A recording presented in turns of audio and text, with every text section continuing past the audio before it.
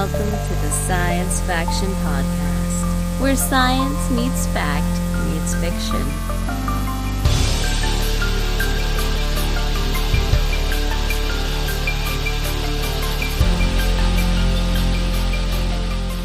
This is Science Faction for the week of May 4th, 2026. I'm one of your hosts, Stephen Dominguez, and with me today, two individuals that I'm very curious how they're celebrating their May the 4th.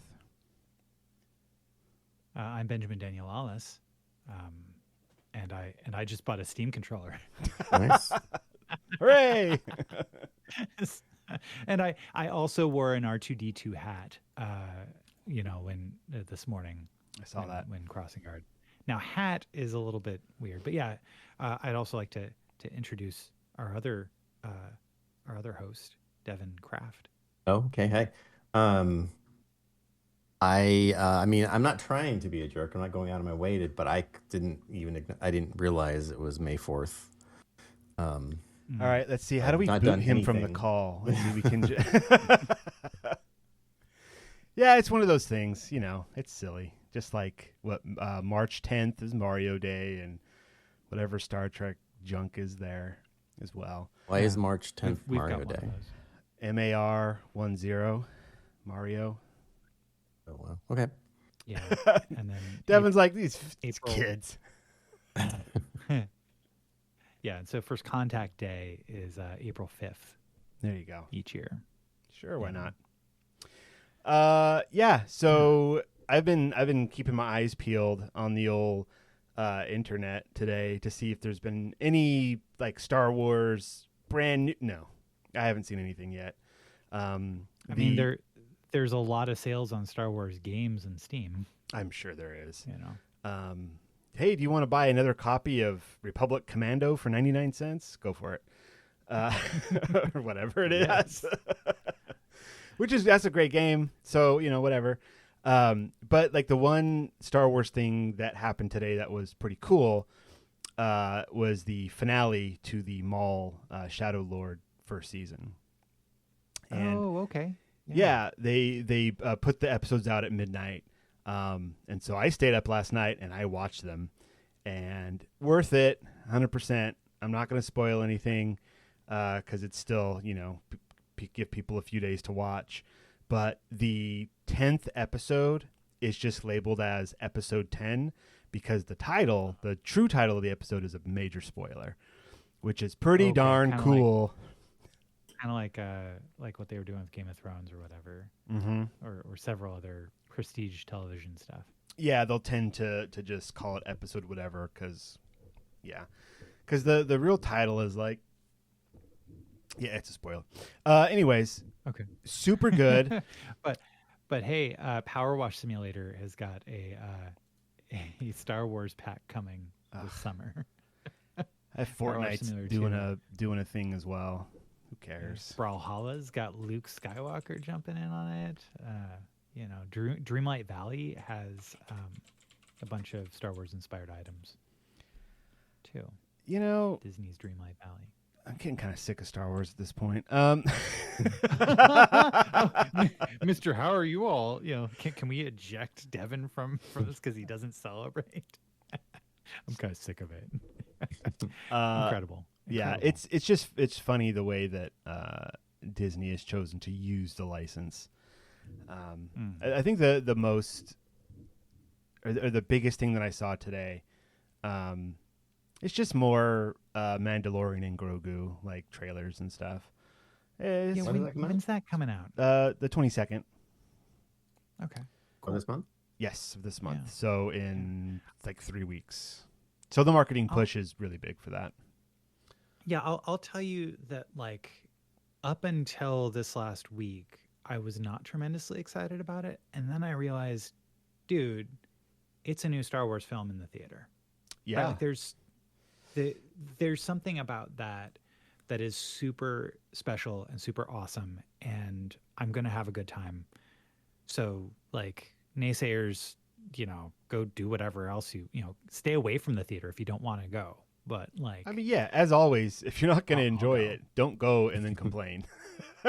Right. But I mean, like, I don't think I had a proper amount of enthusiasm for what it is. You know, like, yeah, I'm not as excited about what happened with Mando season 3 or the Book of Boba Fett, but like, despite all of that, this is a new Star Wars film in the theater. Yeah. And that's cause for celebration, you know? Yeah, it's So pretty I'm neat. in. And there are rumors flying all over the place about what secret things are in the movie. So here's something that they showed. So a release for a new toy, right? And it's Ahsoka with baby Rada the Hutt from the Clone Wars movie that was actually just the first 3 episodes smashed together, and then they put it in theaters when that was coming out. Yeah. In that first thing, it's Jabba's kid, Rada the Hutt, or just Rada, was kidnapped, and then Anakin and his new Padawan Ahsoka and Obi-Wan are sent to go rescue him, and they do, and that's great. But the weird announcement, which has led people to speculate, is that a toy is being put out of Ahsoka and Rada, but it's modeled after, I don't know her name, the girl that played live action young Ahsoka in the Ahsoka series from the Clone Wars flashback that they did. Oh, Ariana okay. Greenblatt. Is that might be? I think it's somewhere around there. I might have gotten the name wrong, but it's somewhere around there. So it looks like that actress, but dressed as season 1 Ahsoka. So she's got a tube top, which is just bizarre, and then like a realistic looking Rada the Hutt in like a little backpack, which has led people to believe, we're gonna get like a live action, flashback of who Rada is. And perhaps we'll see an Anakin and an Obi-Wan and an Ahsoka, in some scenes, which would be super cool. Would leave probably a lot of people scratching their heads of like, what is this? But if you know, you know. And if you don't, maybe the flashback will be just subtle enough that it won't be a big deal. Or perhaps it was just a toy and there's nothing else behind it. Who knows? But it's hype, so hooray. Right on. Live action Clone you Wars, guys, man. Yeah. But in other live action news, I got a Steam controller today, you guys. I managed to beat the system and get it pre-ordered to arrive sometime this week. And Arrive this week? Well, so like it had when I ordered it, it had a 3 to 5 day delivery time. Oh wow! So, but you pre-order it and it's arriving this week. Well, isn't that just ordering? Yeah, I guess I just ordered it. But so it took a lot of mashing the refresh button in order to get it. Let's start back at the beginning. The Steam controller. There's a new one that's come out. There used to be a Steam controller. It was a really neat little device for controlling video games on a computer using Steam. The new one is even better. It's like they took all the stuff that they learned and put into the Steam Deck in terms of the ways that you could control stuff, and they just took the screen and the computer out of it and gave you a new Steam controller. It is $99, and they announced the price and the fact that it was going on sale at 10 a.m. on May the 4th just last week, like last Thursday. Oh, wow. I didn't even see that news. Yeah. Within 40 minutes, it was labeled as out of stock. Of course. And you can now get them on eBay for $250. Ugh. Thank you, scalpers. That's dumb. I do not recommend anybody doing that.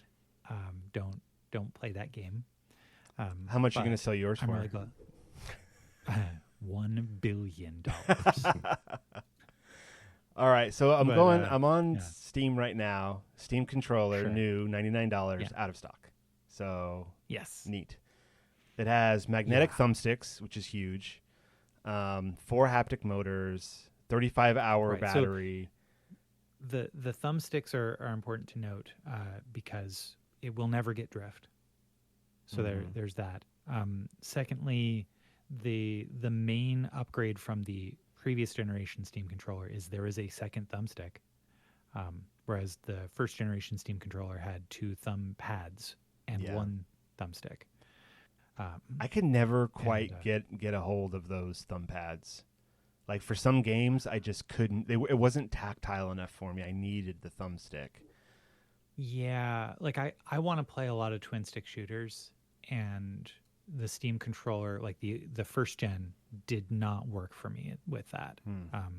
As amazing as it is, like yeah, it also has both of them, both the old and the new, have really good gyro controls. Yeah, like it's got a lot of neat little features in it that allow you to approach things your way. The thumb pads are fascinating because what you could do on the old one is the same as you can do on the new one and on the Steam Deck is you can set up a bunch of different things. Like let's just say you're playing a keyboard and mouse game and you need to have a switcher for, picking up items like and you'd ordinarily press 1 through 9 on a keyboard to get that. Well, you could set up your thumb pad to be a 3x3 touch enabled menu very quickly that just when you select one of those options, it does 1 through 9 on the keyboard. Oh, that's cool. Yeah. And like putting your thumb on it will like show a little HUD, a heads up display on the screen of where your thumb is and what you're about to pick.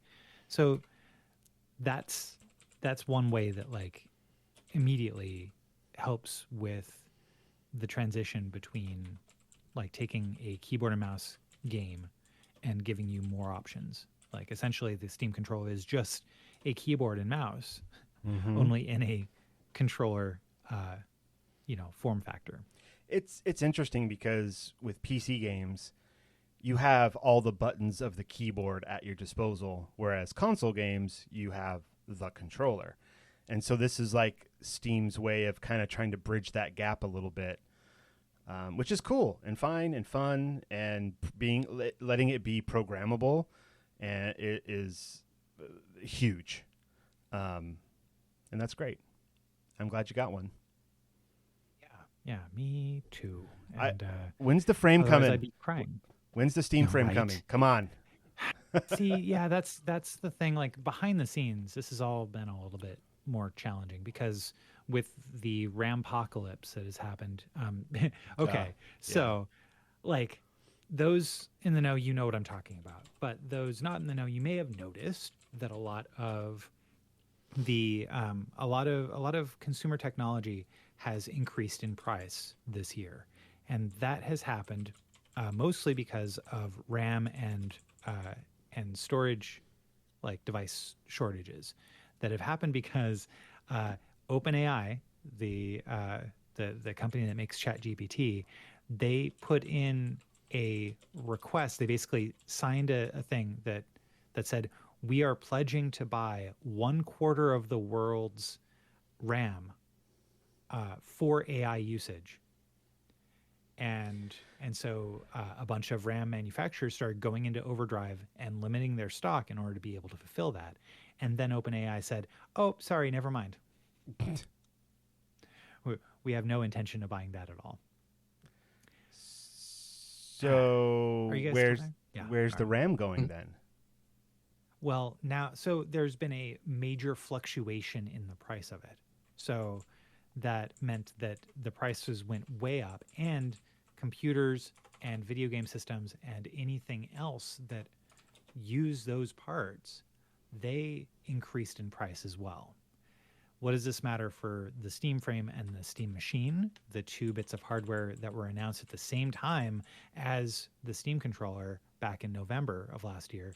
It means that they don't know what to properly price it at, because they don't know if their supply chain is going to be rocked by the whims of some third-party company. Yeah. Okay. So so the intention, I think, was that they were going to launch the Steam machine, the Steam frame, and the Steam controller all at the same time, and give consumers all that information, and they have not been able to announce pricing or availability of the Steam frame, the VR headset or the Steam Machine, the couch-based video game computer console system. Couch based. And That makes it sound like you have to install it into your couch. you install it in your couch, you sit on it, it warms the couch while you're and then the games beam right up to your bum. Yes. Yeah. You can't, well, it has, you can kind of lean to the left and lean to the right, and that allows you to control, steering and driving based games. Couch Simulator 2026. Let's go. But no, I was joking about that last part. But the basic thing is that I think Valve finally said, you know what, we're sitting on a bunch of stock of Steam controllers. Let's just sell these now. Yeah. Because a lot of people are going to want one, or we don't know how many people are going to want one. And now it's out of stock within 30, 40 minutes of them on launch time. I imagine they're probably holding on to some stock in order to keep them, to keep some as pack-ins for the Steam Machine. But I don't know at this point. That's like a major assumption. Yeah, I could totally see them being like, all right, we're going to sell this much, or we're going to put out this much available on May 4th or whatever it is. And the next month, we're going to have the same amount that we'll announce. And the next month, just keep it rolling that way. That way, that would deter maybe the scalpers from going too crazy. Because it's like, oh, well, more's coming. So if you're a consumer that wants to buy it for $99, instead of going to a scalper for $200, you just go, oh, if I just wait a few weeks, more is going to be available, so I don't need the scalper. Oh yeah, and that would be great, because who wants scalpers? Ugh, scum and villainy. Scalpers never change, as they say in Fallout. Yeah, exactly. That's a direct quote from all the Fallout. Yep. Scalpers never change. It's the first thing that they say. Yeah, it's the first line. Devon, talk. Yeah. What's been going on, man? Well, my mom's been in town for a while, for a couple weeks. She's leaving on Wednesday. For a couple weeks? Wow. Yeah, I mean, she just decided to go for a long trip. She's nice. Not working right now, so she had the time. So she just decided to stay for a while.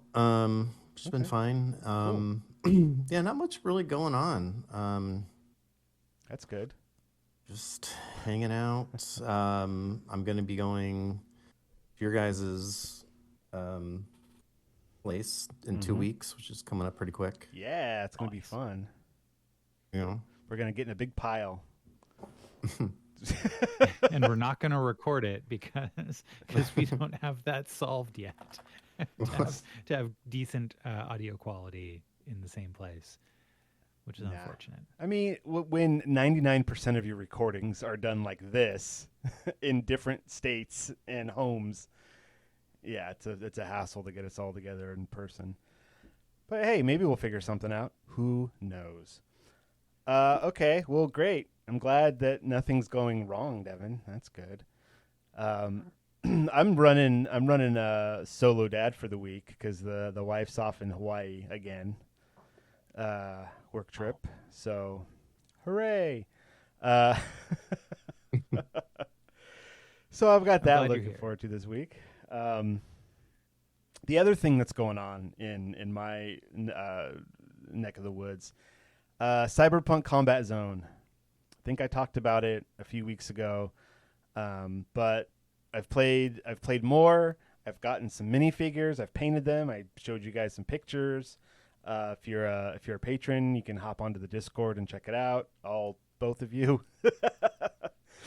But it's cool. It's Cyberpunk, right? It's based on the RPG Cyberpunk 2020 by Mike Pondsmith. I forget what his name was. Which is then turned into Cyberpunk 2077, of course, the big video game everyone knows. And then they put out another RPG called Cyberpunk Red, which takes place in like the 2030s. And this, Cyberpunk Combat Zone, is a miniature skirmish game set in about the 2030s of that universe, where the city, Night City, has been split into these warring gangs, and then you get to fight. The faction that I've chosen are the Edge Runners. I I ended up purchasing, it's been over a month in the mail now, but I purchased the Santo Domingo crew from the Cyberpunk Edge Runners anime on Netflix. And then I also picked up a box called Team Monster, which has a bunch of people. I'm not going to get into the lore behind that. If you're a patron, you've heard it already. The cool bit, though, is that one of them looks like Matthew Lillard, serial killer from the movie Hackers. Now that's cereal as in tasty treat that you eat in the morning. As in Fruit Loops is a quote from the movie. And I was talking about it with the people that I play this game with. And I was like, oh, yeah, from that movie Hackers. And they're like, what is that? I was like, oh, man, it's the best movie that I watched in junior high. And I sent some clips and like the trailer. I posted it and they were like, oh, looks cool. Well, Greg decided that he's going to watch Hackers. Now, I warned him. One, I was in junior high when I watched it and I thought it was amazing. Two, it has 35% on Rotten Tomatoes. Oh, that's low. That's super low. Huh. It is still considered like a cult classic, though. So, and I distinctly remember some really cool things in that movie wrapped around just like the bizarre weirdness. So he watched it and he was like, "That was a terrible, awful movie." And I was like, sure, sounds about right. So, anyways, that's been fun. So I'm getting back into some mini painting. It's been since before the new year. Like I haven't painted until I painted these 5 minis. I haven't painted since before Christmas. So it's been a really long time. But getting back into it. So that's been a lot of fun. That's my real life. Nice. Well, my friends. Yeah. Have you guys ever heard of HFY sci-fi? Negative. Sounds familiar. So I feel like I just heard about that.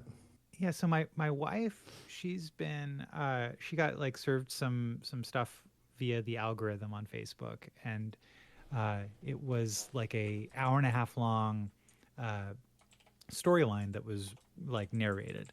Some sci-fi story that was narrated about like I guess humans are part of a intergalactic society, and they have to stand.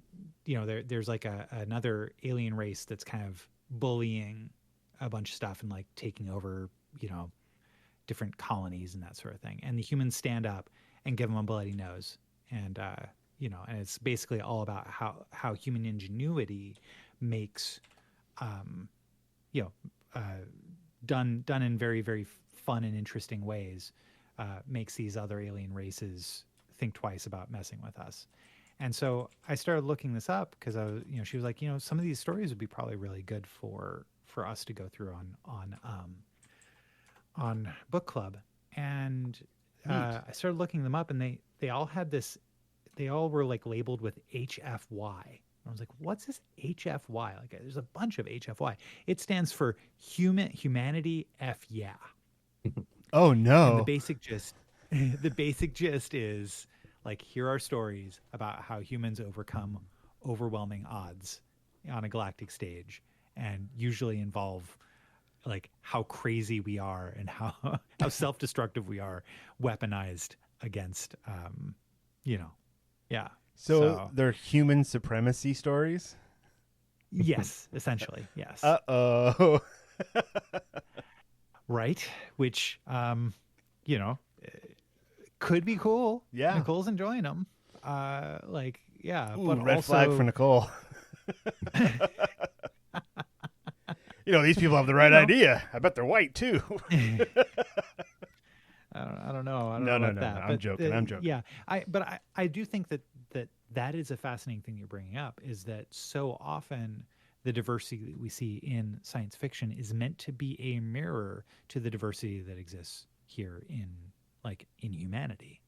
And so be very careful about whether or not that veers into authoritarianism or a few other things, because diversity is does have strength. to it. So I get you. Yep. But that's been an interesting thing that I've been hearing about and seeing about. HFY sci-fi. HFY. Yeah, you know, let's. I'm all for it. Let's check out one of those stories. I want to see what it's all Right. about. Yeah. Okay. All right. Yeah, but that won't be next week. We already have something I'm really excited to read. Oh boy. But yeah. All right. Well, But I think. also- Go ahead. Go ahead. Shall we talk about future or now? I was gonna say, yeah. Let's move right along to future or now. No. Well, let's. Do you guys want to start, or shall I? Let's. keep on talking? Devin and I are gonna start, and we're gonna click on this Yeah? link that you posted. Oh yeah, we Okay. are going to buy Spirit Airlines. Devin and I together. Yes. Let's go. And you too can as well, dear listener. I mean, as long as the site doesn't keep overloading. Well, it says pledges are temporarily paused. So Yeah. Well, see, here's the thing. So if you've been hiding under a rock, Spirit Airlines, which is the cheapest version of flying, also meaning In the United States. in the United States, also meaning the most affordable to everyone, right? Lower income people, if they have to fly somewhere, that's probably where they're going to start looking because it's affordable. But because of rising, fuel prices, because of choices some people have made, they just straight up are gone now. Like they just don't exist. Stranding travelers, like people had tickets going to the, which gate do I go to? And just gone. I wasn't thinking about it. I got to check my flights for 2 weeks. Did I schedule it on Spirit? If you did, uh-oh. oops. I don't think I did. I think it was American. Let me Or see. quickly by Spirit. Yeah. But now, That was mind American. you, mind you, it may not just be because of the rising costs of fuel. That, of course, probably has a big portion of it. But according to this site, Spirit Airlines failed because Wall Street loaded it with debt and extracted every dollar it could, which is a tale as old as consumerism and capitalism. And, despite the fact that the roots are real, the demand is real. And maybe it would be helpful to have ownership that answers it to people, not to shareholders. Mm-hmm. So this is a site that basically is saying, hey, like was done with the Green Bay Packers, that are the only community-owned franchise in the NFL, where 360,000 ordinary people own shares of the Green Bay Packers. No billionaire can move the team. No hedge fund can gut it for parts. So they're hoping to create to use that model and apply it to aviation for the first time in American history. And so given that May 2nd, 2026, Spirit Airlines canceled all their flights, they closed their gates, 44 million annual passengers were left without an airline. And the assets, the planes, the routes, the slots, the brand, they're all available right now and the window's open. So they're encouraging everybody that's interested to pledge a share if you'd like to be part of it. And so your minimum pledge is $45, which was essentially the average price of a ticket. A And, one-way ticket. Yep. Yeah, and they're saying, hey, if we can raise enough, then we can put in a bid and have this be a community-owned, airline. Mm-hmm. So How much have they? How much have let's they say raised? that actually happens. Like who? Yeah. Maybe it says on the website, but like who's actually in charge of like going to whoever it is to negotiate the sale and then actually operate it? Like how is it going to be operated? Like who? Yeah. How does any of this work? So first off, the basic plan is that whatever, like, this is all just a proposed concept. Like, you're actually not going to pay anything today. This is an intent to buy a share, and the final cooperative structure has to still be reviewed and approved by Qualified Securities and Aviation Council. Participation doesn't guarantee ownership, financial return, or membership in any final entity. This is really a movement, not an investment product. Now, but what they're proposing is like gather the intent to buy, figure out the funds, that way that they can put in a bid on everything. And the hope is that when this all goes through, if it becomes a cooperatively owned airline, it's one member, one vote. Your voice is equal regardless of pledge size. There's profit sharing proportional to your pledge. So if you pledged, for 3 shares, then you'll get 3 times the amount as someone who in profit sharing as someone who owned 1 share. They want to fight for worker ownership. So flight crew, ground staff, and employees holding meaningful equity. And then, essentially continuing with affordable fares, transparent operations, and no golden parachutes. So capping all executive pay at a fair ratio to median worker pay. And the basic idea here is, 44 million passengers flew Spirit last year. That's 44 million potential co-owners. And aviation is a public good.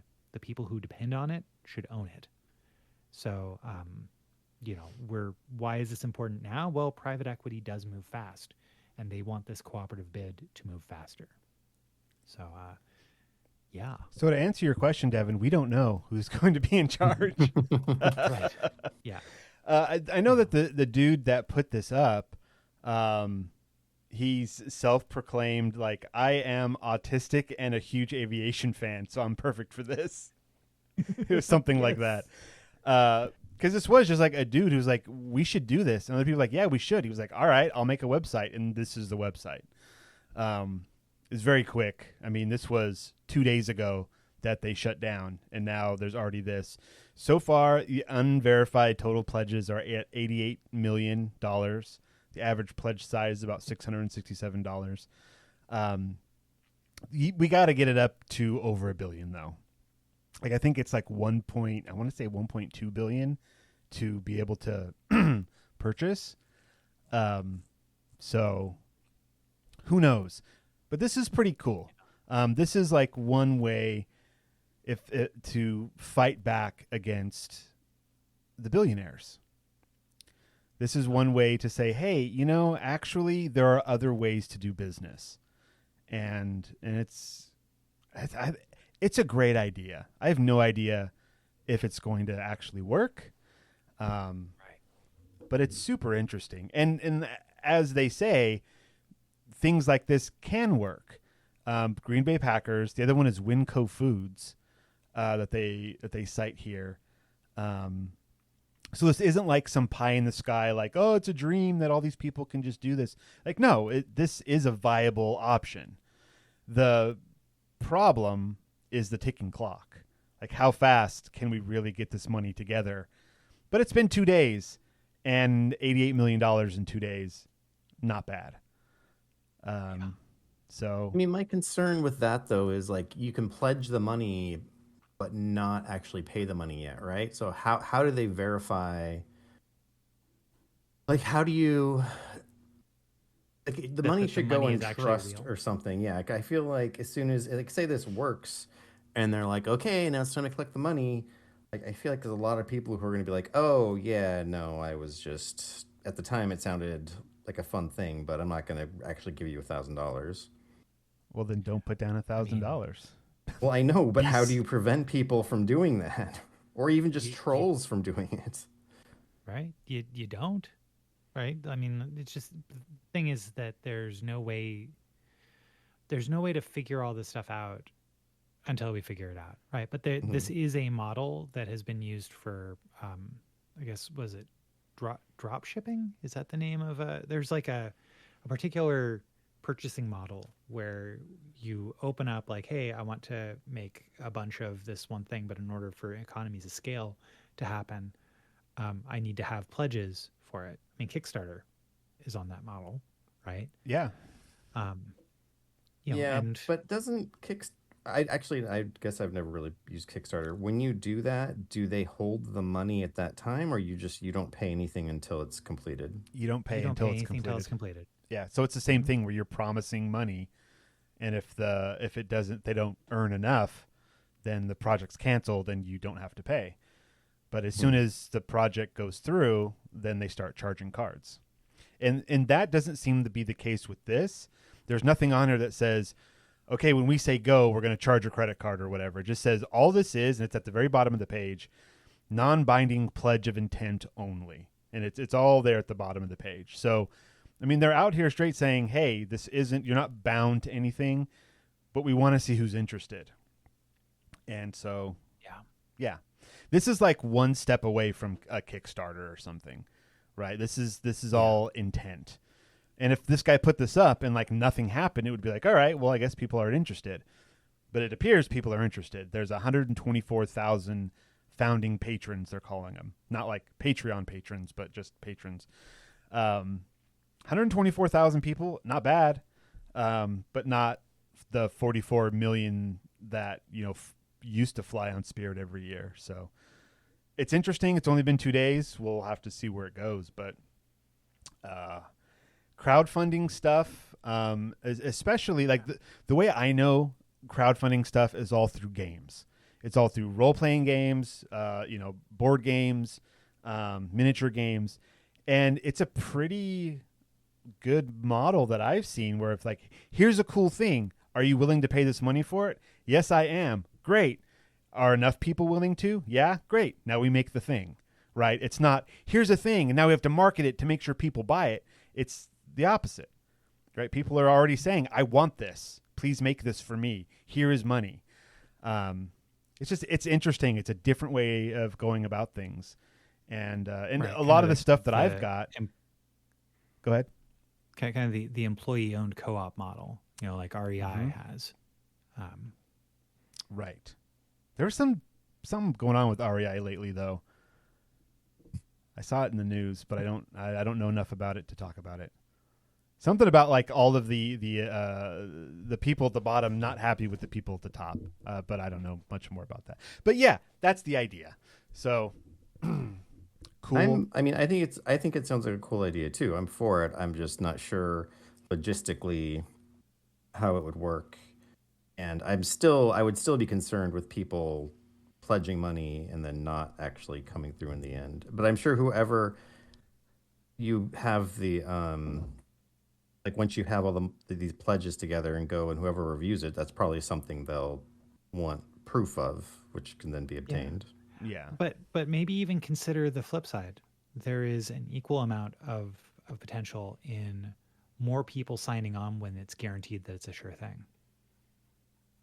Mm-hmm. Yeah, it's got to get momentum and get moving. Yeah.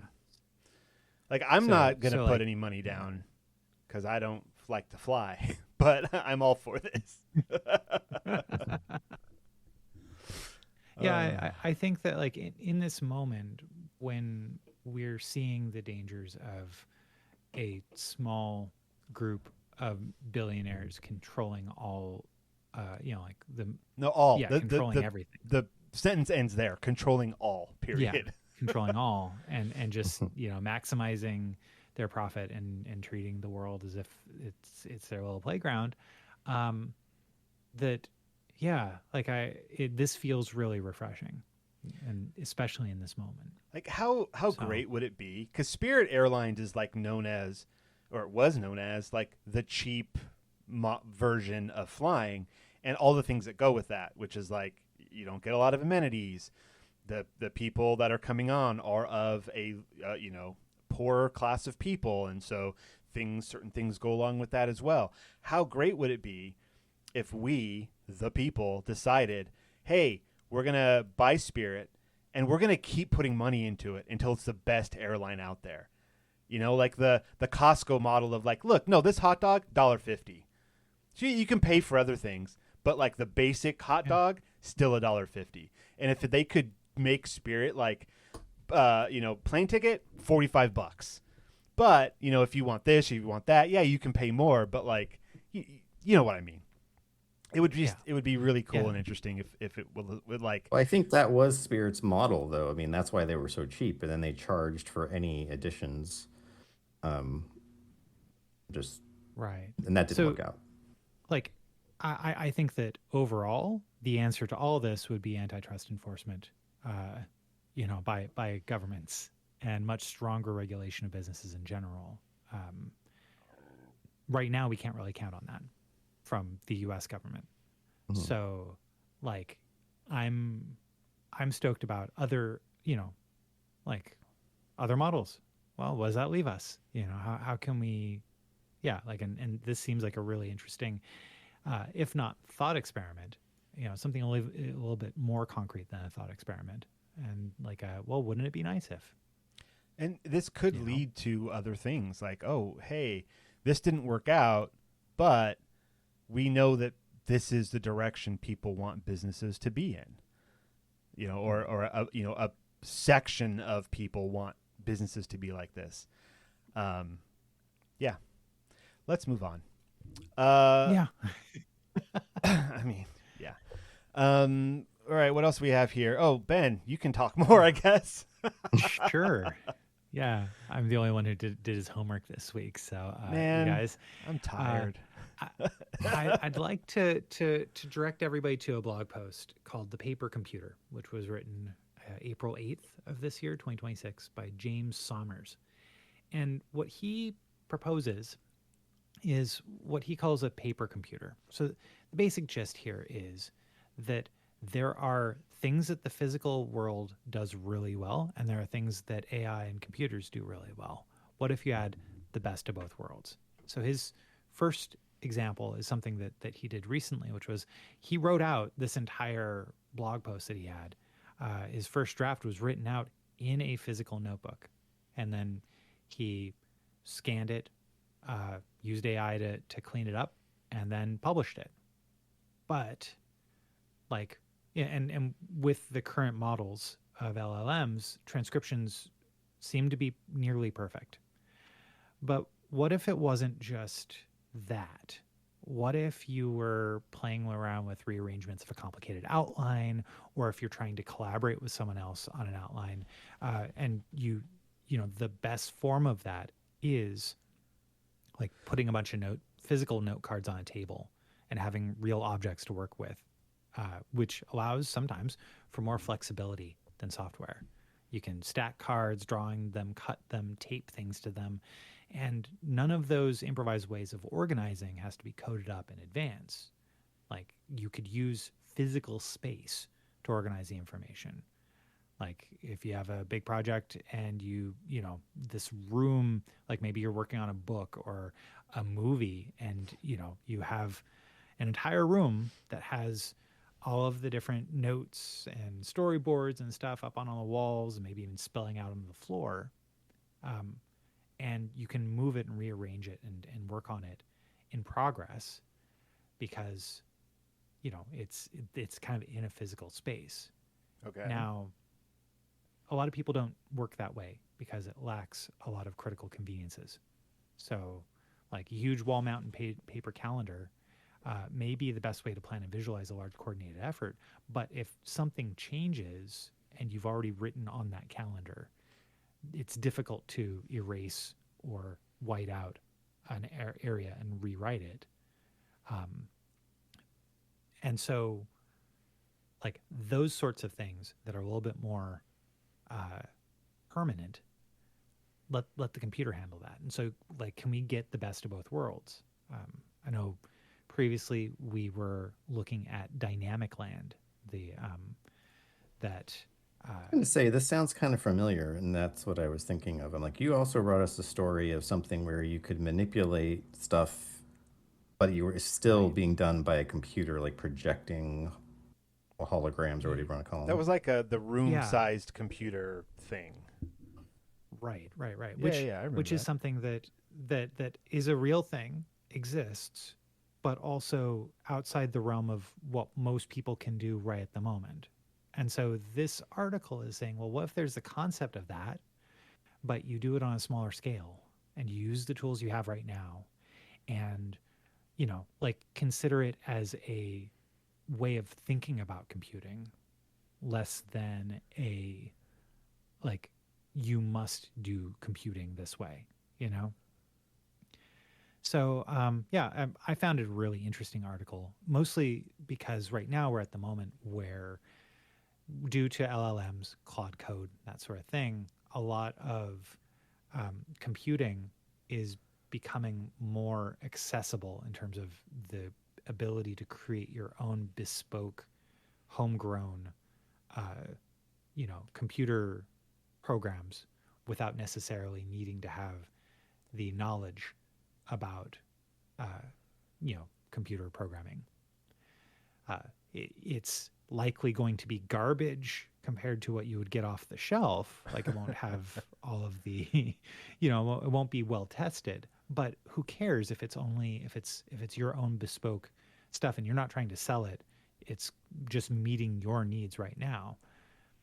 Hey, as long as it's not jammed full of ads and like subscriptions and other nonsense that everything has in it now, that's already a plus.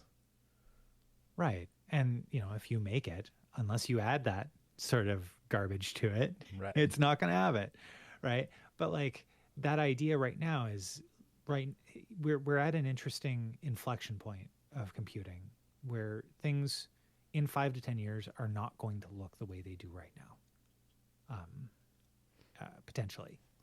And so I'm really curious about that, but also, like right now we're also dealing with not just this creation of computing problem. We're dealing with a lot of problems with attention and with executive dysfunction and not being able to get things done because we have these attention-seeking machines that are around us at all times. Well, what if, like, we threw away all, like, if you're having trouble starting on a project because you know that the end goal needs to be in a computer and, you don't know the steps to get it into there, but it's easier to start when it's in a physical space. Start in the physical space. Consider that there are new things that are kind of moving that in the future, like, despite the fact that you could do all these things right now, sure, but like consider that perhaps in the future it's going to be even easier, that like the computers start to service us and what we need them to do rather than our eyeballs and attention, lining billionaires' pockets. We're on a theme today. The world is on a theme right now. How about that? Yeah. Wait, billionaires line their pockets with our eyeballs? Yeah. Yes. Crazy. That's what I said. That sounds like a good name for this episode. Oh boy, I'm not typing that in, but you can. That actually kind of building off the back of that and the Spirit Airlines things. I saw, and this is just, random stuff. Apparently, Trump was trying to sell a Trump phone. You guys remember this? Yes. Phone? Yes. Yeah, it was like a gold-plated phone called the T1. And it was an Android-based operating system made in China. Look, I don't think they even went that far because they sold it to their base for $100 as a down payment, and then they're like, "Yeah, it's going to be available in 3 months, and then 6 months, and then a year, and then now on their website it's like that $100 was just a down payment that doesn't guarantee anything." And right now, we're not putting anything out. So it was just a scam, just a straight up scam. So it's things like that where we're talking about billionaires lining their pockets with our eyeballs. That's just another one of those things. And, well, there's a person on Trump coin. Yeah, well, there's someone on the YouTubes or TikToks or whatever that goes through, like, they signed up for the to get the regular emails from whatever Trump's super PAC is, to get the fundraising information, and the fundraising stuff they send to their own base is like insane. Mm-hmm. like on you send me us this like or like oh Trump personally wanted to contact you, and if you give us this much money it proves you're a true patriot, like just and I'm not even like I forgot exactly what it says, but I'm just like That that's pretty sounds. tame compared to what they actually say. I was gonna say that sounds like a silly joke, but I bet that's like word for word what's in some of those emails. It's like work, yeah, it's like worse than what I'm saying. Yeah. Trump loves you. Give us money. Like, and that's all the email is. And they're like, "Yep, here's some money. That's Or he great." won't love you if you don't give us money. Yeah, it's probably more threat based. Yeah. Okay, let's not talk about that anymore. Cool. So we got paper computers. That's just pencils and papers, but that's cool. Yeah. Well, I mean, No, that's again, that's an like, interesting can idea. can high tech save us from high tech? Right. Yeah, And I think so. That'd be really super cool. Let's take a break. We're already 50 minutes in. That's fine. But we're going to take a break now. When we come back, it's going to be book club time. And we are going to be going over Saint Zero of the Hollows and the Eagle Knight, which I hope you read because I just finished it before we started recording. And spoilers, greatly enjoyed it. So we're going to be talking about that when we come back. So we'll be right back. Hey, you. Yeah, you sitting there listening to this for free, like some kind of podcast freeloader. Look, I'm not saying you owe us, but if you enjoy our deep dives into AI, space, and comic book mayhem, maybe toss a coin to your podcasters.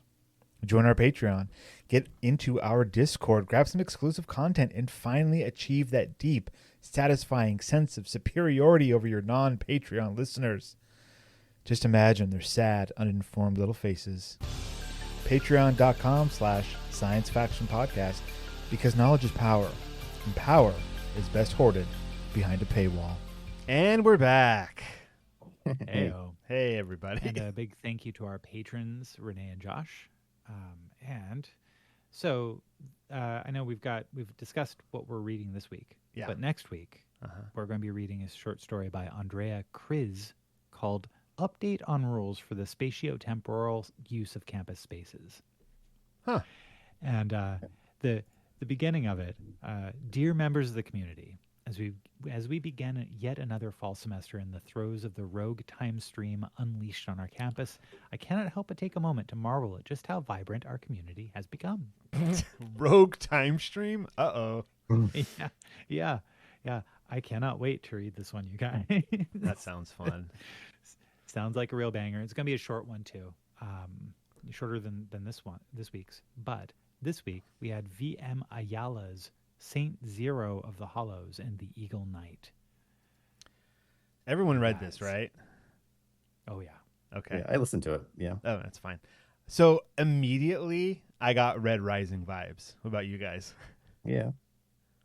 I haven't read it. So, okay, this is kind of got Red Rising. Okay. All right. Yeah. So The terminology, the the how we very basics of Red Rising is that in the future the human race is been divided up into colors, but it's from the top to the bottom. The ultra rich and able to access everything all the way down to the reds, who are just like minors and considered nothing. So this does have that vibe to it in a way, because the main character is from something called the Hollows, which is never really explained except for it appears to be the hollow of the asteroid they're on, meaning the interior. Yeah. So that's why I got them Red Rising vibes. But this is a jousting. Yeah. This is all about jousting. Yes. Space jousting. And socioeconomic class-based jousting. Yeah. You got princes and princesses. Well, no, princes, and not necessarily princesses, except for a very few. But the basic gist of it is that there's these jousting competitions. They're fights to the death, and they're generally only for cisgendered males, and so Zero is a trans guy that is the gender, like I don't even know. I wouldn't even say guy because they go by they them, so they're kind of undefined. True. Yeah. But there The is gender a marker is wrong, but it's fine. Yeah, they are taken to a hospital after one of these not really a hospital, but after one of these jousts, they are my sound just went weird. Sorry. Okay. Someone else talk. Okay. Well, they go into a hospital to get patched up after suffering potentially life-threatening issues from everything, and well, they're the basic gist of it is you learn a little bit more about Zero. Zero is not only from a low class kind of area, but also they're not the typical gender that fights in these things. They are in love with with the Eagle Knight, Sylvie de Aguilon, who Aguilon, there it is, who is a exorbitantly wealthy person who she basically says, I don't care, I'm rich enough, I don't follow the patriarchal rules, and they're in love, Zero and Sylvie, and yeah, kind of just dealing with there's 3 different joust matches that happen in the story, and the last one is Sylvie Zero versus Sylvie, and where it ends up. I mean, there is like this undercurrent story about people from the Hollows looking up to Zero or Saint Zero as some kind of revolutionary figure, and they are just kind of there to enact revenge against the people that have killed their family. Yeah. So there's like this revolution that's happening, and they're kind of like, I mean, yeah, that's great, but I'm here for other reasons. Which I thought was really kind of interesting. That's not like the purpose of the story, but it is woven in there. Yeah, it to me it felt very Hunger Games meets Game of Thrones in a weird, future. Which setting. is exactly how I think I've described Red Rising before. Is Hunger Games. Okay. And yeah. Yeah. Which you should read. It's a good book. They're good books. Yeah, Red Rising are great. It's great. I'm in. Let's go. Let's go. The fun like little sci-fi bits is like they ride on something called a Pegasi, but and they have like a suit, and they are somehow like their skulls are plugged into their Pegasi, kind of Avatar like. And when they're jousting, like that is one of the things that they could aim for is like the connector. And in fact, one of the jousts, Saint Zero specifically aims for that. And there's like a sickening pop as like the cords are ripped out of their skull and their face is spread all across the ground. Something like it gets pretty brutal, but in like a good way. It's a good brutal. They also don't have an arm, like because it keeps getting jousted off and then reprinted and put back on, which is cool. There's a lot of little like sci-fi touches that aren't expanded on, but there's just enough that you get like a really good vibe about what this world is and how it works. I really enjoyed that. Agreed. Yeah. I mean, I loved it. That was good. That was really good. And I'd really like to read more of VM Ayala's work, which you can see at spacevalkyries.com. So like what's interesting here at the bottom, so there's a link to the lightspeedmagazine.com at the bottom of the page. There's like a little blurb about the author. VM Ayala, they, is a queer, disabled, biracial, Mexican-American sci-fi fantasy writer. There's a lot of things going on there, and all of those things that are going on there are in this story, right? Like there are like there's a big like Mexican influence just with like the names and like speaking Spanish and all that is in the story. Being disabled or queer, disabled, biracial, like that's what the main character is. I mean, when you have an arm that's replaced by some kind of machine, like, yeah, you're technically disabled. So like this person, this VM Ayala, like really put themselves into the story, it feels like. And I think that adds like that extra layer of realism or authenticity to this story. And I'm curious to see what else they've written because that's pretty cool. Mm-hmm. For sure. Yeah, so that's there you go.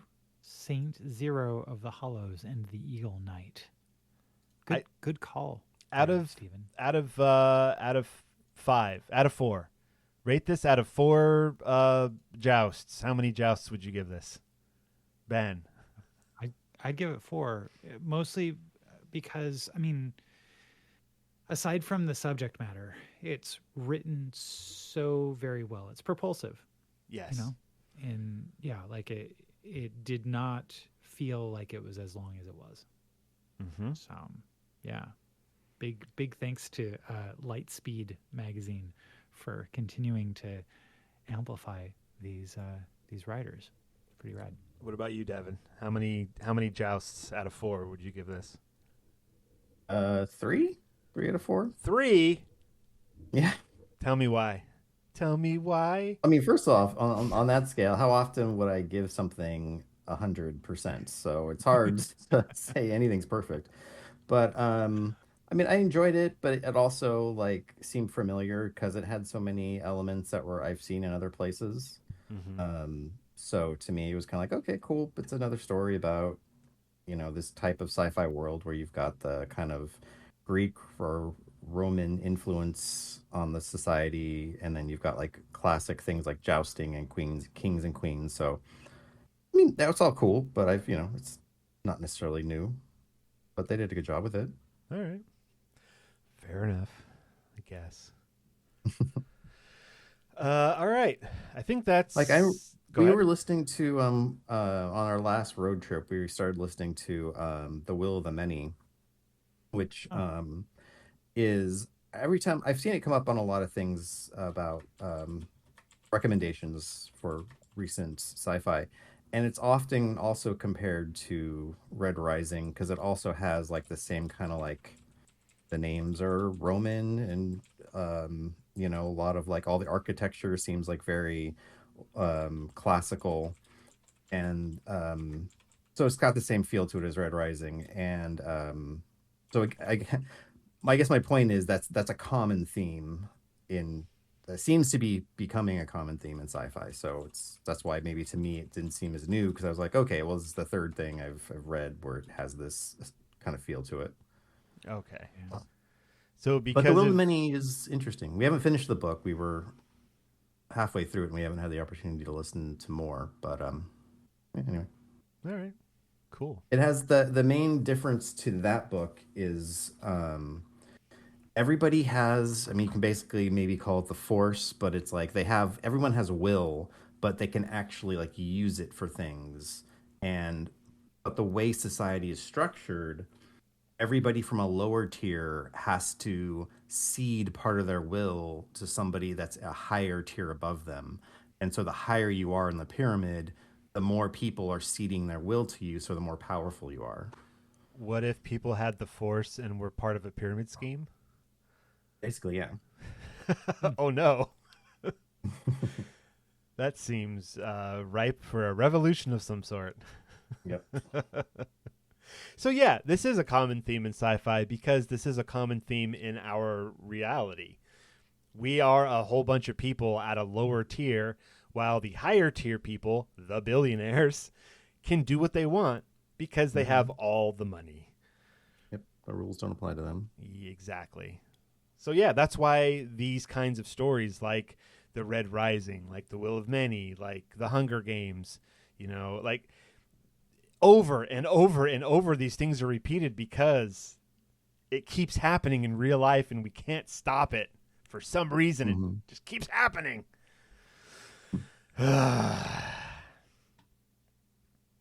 All right, guys, that was a great episode. Let's wrap this one up.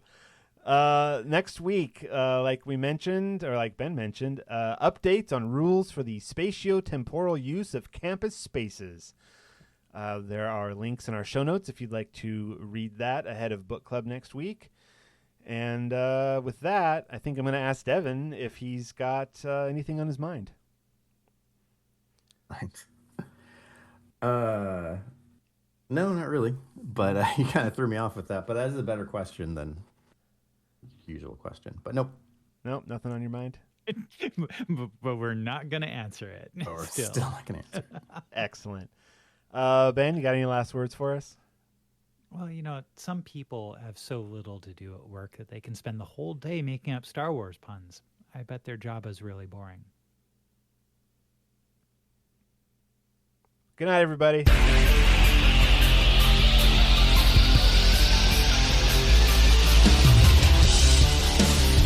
This has been the Science Faction Podcast. Tweet to the host at SciFact Podcast. Email them at sciencefactionpodcast@gmail.com and visit sciencefactionpodcast.com for more episodes.